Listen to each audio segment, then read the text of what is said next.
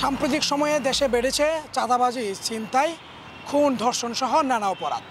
অপরাধীরা প্রকাশ্যে চাঁদাবাজি, কেউ করছেন খুন এবং নারী অপহরণ করে করছেন ধর্ষণ। এসব নিয়ন্ত্রণে আইনশৃঙ্খলা বাহিনী কাজ করলেও মিলছে না তেমন সুফল, যার কারণে জনমনে তৈরি হয়েছে এক আতঙ্ক।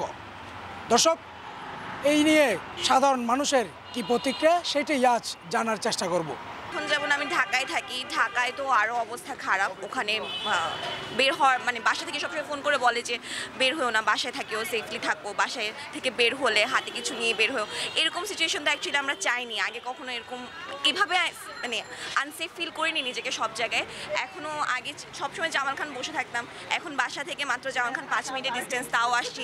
বাসা থেকে বারবার ফোন দিচ্ছে যে তাড়াতাড়ি বাসায় ব্যাক করো সন্ধ্যার আগে, এখন অবস্থা খারাপ, মোবাইল নিও না।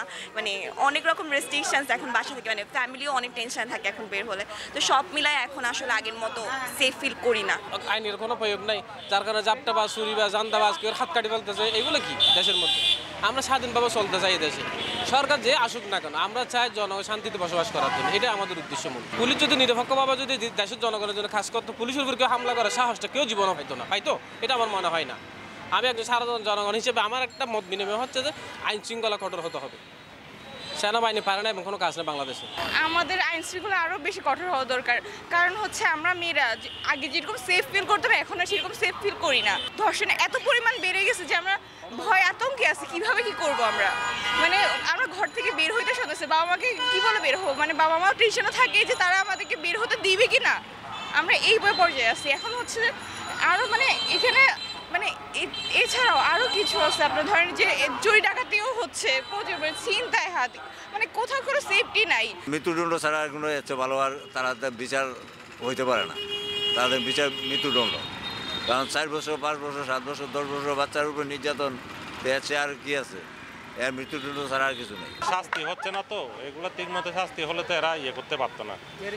এদের শাস্তি না হওয়ার কারণে এটা আস্তে আস্তে দিন দিন বেড়ে যাচ্ছে। আইন শৃঙ্খলা পরিস্থিতি যদি আরেকটু হতো, ওরা যদি ধরলে ওদেরকে যদি শাস্তি দেওয়া যেত, তাহলে হয়তো এটা কমে যেত। যেখানে আমার এয়ারপোর্ট একটা আছে, আর 10টা এয়ারপোর্ট, আমার কি দরকার আছে? আমার সব কিছু আছে, টাকা থাকলে আপনি সব কিছু করতে পারবেন। আপনার টাকা নাই, আপনি লোন করে কেন কি খাবেন? এটা তো একদিন না একদিন আপনাকে এই খেসারতটা দিতে হবে। দিয়েছে খেসারত। দেশের ভবিষ্যৎ বলতে কিছুই। আমি আমার দেশকে নিয়ে আশা হতো।